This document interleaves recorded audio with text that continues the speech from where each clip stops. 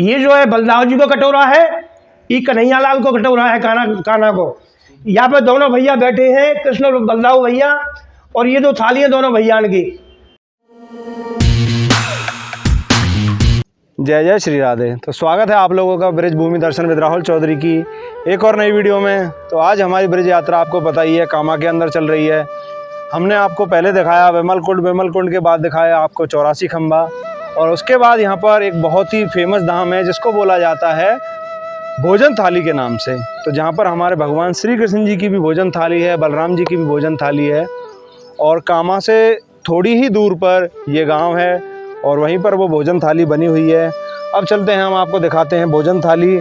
और ये रास्ता आता है आपका सीधा भोजन थाली की तरफ, और आप जो सामने दर्शन कर रहे हैं यही है भोजन थाली। और भोजन थाली का यहाँ पर एक बहुत प्राचीन मंदिर है, और दूसरी यहाँ पर एक क्षीर सागर भी है, और आप यहाँ पर दर्शन कर रहे हैं, लिखा हुआ है भोजन थाली। और आपका ये स्थान है, ये ब्रज की जो 84 कोस की परिक्रमा है वो भी यहीं से होके जाती है, और ये 84 कोस की ब्रिज परिक्रमा आती है आपकी राजस्थान के अंदर। अब चलते हैं भोजन थाली के अंदर, और ऊपर लिखा हुआ है भोजन थाली। और जो आप सामने दर्शन कर रहे हैं यही है आपका क्षीर सागर, और भोजन थाली पड़ती है आपकी इधर, और यह उस मंदिर की चोटी है। और राजस्थान का इलाका है, चारों तरफ पहाड़ों से घिरा हुआ है, बहुत ही सुंदर, बहुत ही मन लगता है यहाँ पर। जब आप भी ज़रूर आएँ, जब आप कामा आते हैं विमल कुंड के दर्शन करने, जहाँ पर आपके जन्मों जन्मों के पाप मिट जाते हैं, तो आप इस स्थान पर भी ज़रूर आएँ। इसको बोला जाता है भोजन थाली। अब इसके बाद सीधे मैं आपको दर्शन कराता हूँ भोजन थाली के। वीडियो पूरी ज़रूर देखें, बने रहिए मेरे साथ। तो इसके बाद चलते हैं, आपको दिखाता हूँ मैं भोजन थाली, और आप सामने दर्शन करें प्राचीन मंदिर श्री भोजन थाली दूध कटोरा, श्री भोजन बिहारी ठाकुर।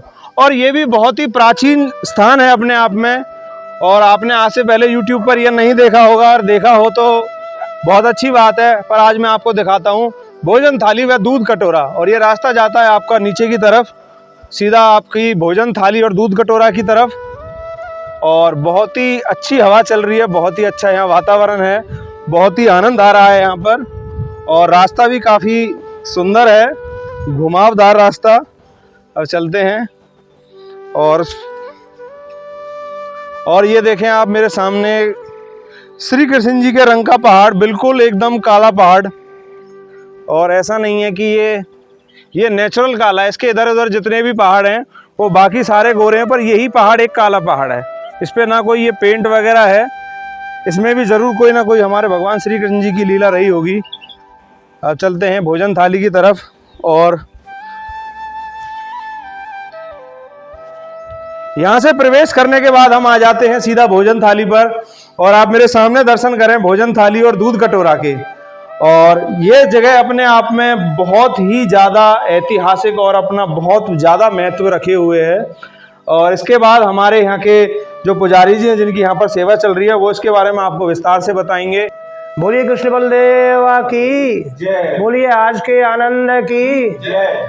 सतयुग के अंत में कुबलास नाम के राजा हुए हैं, उन्होंने एक धुंधु नाम के दैत्य को मारा है।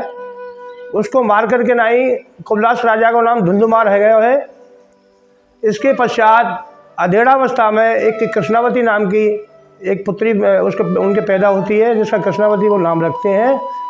इसके पश्चात जब कृष्णावती विवाह योग्य हो जाती है तो राजा कुबलास, जिनका नाम धुंधुमार हुआ था, धुंधुदत्त को मार करके नहीं, वो अपनी सेवक नौकर चाकर और मंत्रियों से कहते हैं कि जाओ और मेरी बेटी के लिए कोई घर ऐसा वर ढूंढो जो घर जमाई रह सके। तो सोमवंशी राजकुमार घर जमाई रहने के ताई तैयार है गए है, वाते हुए कृष्णावती की शादी कर दी है। अचानक धुंधुमार राजा को, जो अयोध्या नगरी में विराजते थे, उनके मन में विश्व विजय की कामना उठी है। उन्होंने आसपास के प्रांतों में जमाई के साथ, सेना के साथ आक्रमण कर दिए हैं।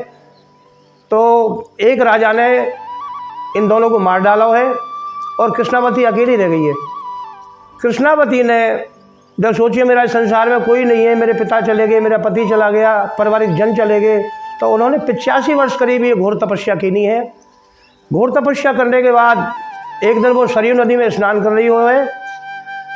जैसे ही वो डुबकी लगावे अयोध्या में सरयू नदी में, तो भगवान विष्णु साक्षात प्रकट होते हैं और कहते हैं कि बेटा कृष्णावती, तू वरदान मांग, मैं तेरी 85 वर्ष जो तूने तपस्या की है उससे मैं बहुत प्रसन्न हूँ। उसके बाद उन्होंने क्या नाम है, कृष्णावती भगवान विष्णु को पैरों में लेट गई हैं और कहती हैं, आप तो घटघटवासी अंतर्यामी हो, आप अगर मुझे वरदान दे रहे तो ये चाहूँ मैं कि मैं जब भी मेरा अगला जन्म होए तो मैं एक शिला के रूप में हूँ, वहाँ पे बैठ करके ना ही आप अपने भोजन न धरें और वहाँ पे बैठ करके ना ही भोजन अरोगें। मैं ये वरदान चाहूँ आपसे। भगवान जो है क्या नाम है अपने विष्णु लोक को चले गए ऐसा कह करके नहीं, और कृष्णावती वो भी भगवान में बैठ करके विष्णु लोक को चली गई है। बोले कृष्ण बलदेवा की, बोलिए भोजन बिहारी लाल की। इसके पश्चात 1000 युग पर्यंत जब कृष्णावतार हुआ है, कृष्णावतार में भगवान श्री कृष्ण अपने बलदाऊ भैया ग्वाल सखा, मनसुखा, सुदामा सभी के साथ वो जो गैया चरावे के नंदगान से चले हैं।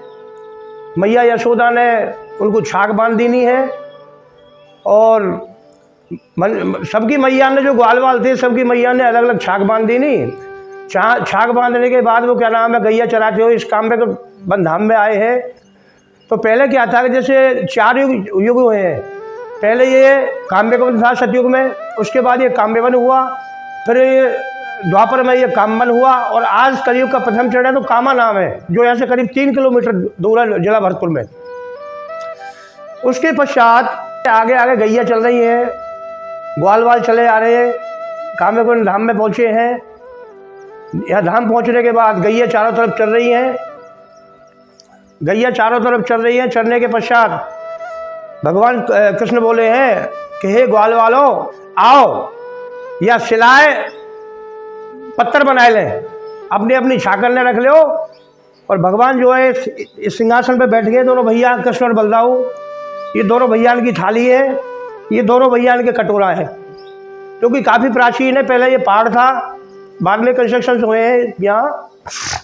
उसके पश्चात भगवान की जो लीला है अद्भुत है।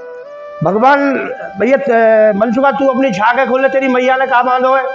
अरे भैया सुदामा तेरी मैया ने कहा बांधो, छाके खोल ले। तो एक दूसरे में क्या नाम है छाक खोल करके नहीं, भगवान जशोदा मैया ने जो बांधो भगवान श्री कृष्ण के लिए और बलदाऊ के लिए, वो क्या नाम है ग्वालन को खिला रहे हैं और ग्वाल बाल जो है भगवान श्री कृष्ण को खिला रहे हैं। बोलो कृष्ण बलदेव की। तो भगवान ने ये लीला करी है, जो आप ऊपर ये देखो, भगवान ने ये लीलाएँ करी है। यहाँ भोजन थाली, ये भोजन थाली लीला के दर्शन है आपको ऊपर। इसके पश्चात बैठ गए, भोजन करे हैं। भोजन करने के पश्चात भगवान ऊपर चले गए, भोजन बिहारी लाल जो है।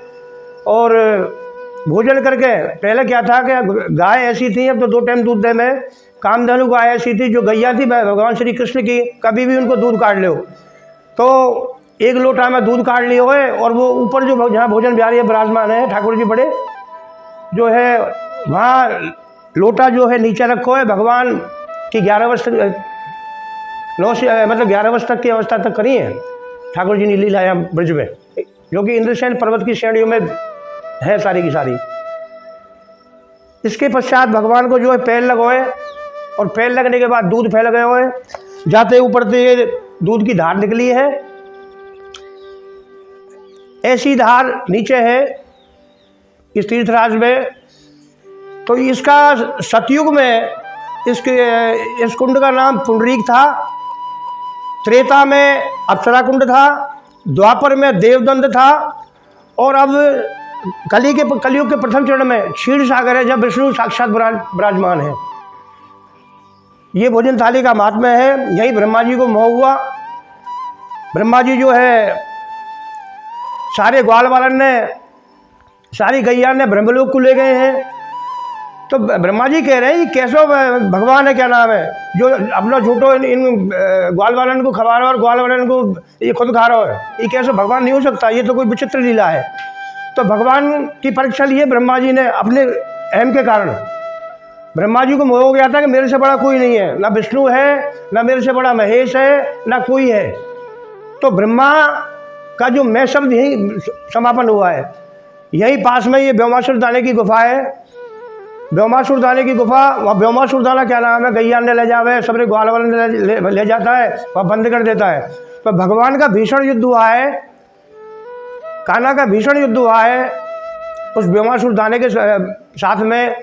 ऊपर कटला मुकुट है, जब भगवान कान्हा के अपने कटला मुकुट करें, उसके बाद भगवान जो है जब जीत लिया, ब्योमासुर दाने को मार दिया है, तो नीचे फिसलनी सलाह पे फिसले हैं। फिसलने के बाद वो फिर वापस यहाँ आए हैं भोजन थाली पे।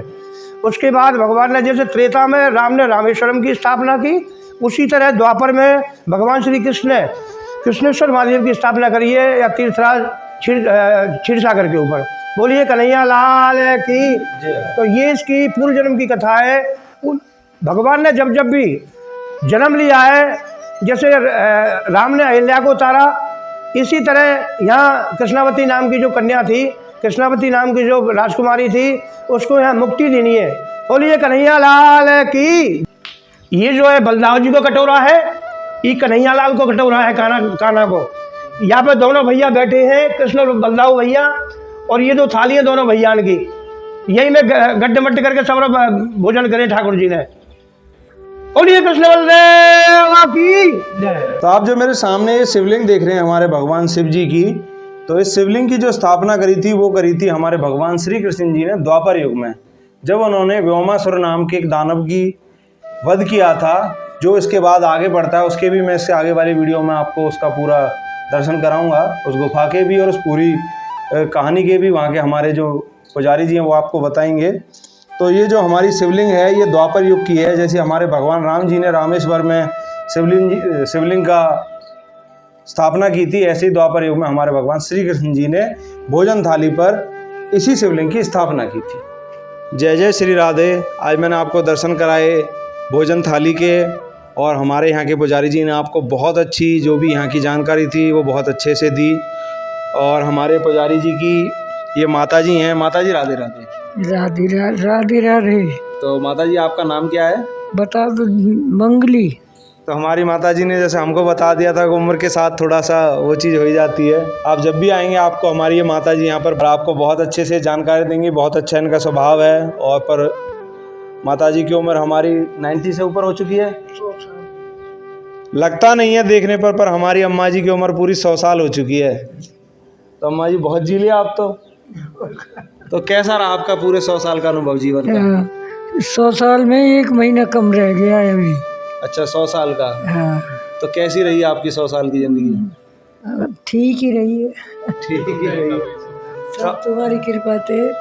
तो आज के टाइम में ये चीज़ बहुत रेयर है कि लोग इतना नहीं जी पाते, पर हमारी अम्मा जी कहते हैं ना, जो पुराने बूढ़े बड़े हैं उन्होंने बहुत अच्छा एक खान पान खाया है और बहुत अच्छी एक ज़िंदगी जी है, उसी वजह से वो इतना जिए हैं। अगर आपको हमारी भोजन थाली वाली वीडियो अच्छी लगे तो हमारी वीडियो को आप लाइक करें, हमारे चैनल को सब्सक्राइब करें, और ऐसे ही भगवान श्री कृष्ण जी और राधा जी से जुड़ी हुई लीलाएं देखनी है तो हमारे चैनल को सब्सक्राइब जरूर करें। इसके बाद हम जाने वाले हैं व्योमासुर गुफा पर, जहाँ पर हमारे भगवान श्री कृष्ण जी ने उनका वध किया था, और बहुत अच्छी वो जगह है और बहुत अच्छा उसका इतिहास है। ऐसे ही आप हमारे साथ जुड़े रहें और अपने दोस्तों को और अपने परिवार में और भी लोगों को हमारे साथ जोड़ें और हमारी फैमिली को ऐसे ही आगे बढ़ाएं। इसी के साथ हम आपसे विदा लेते हैं और बोलते हैं प्यार भरी जय जय श्री राधे।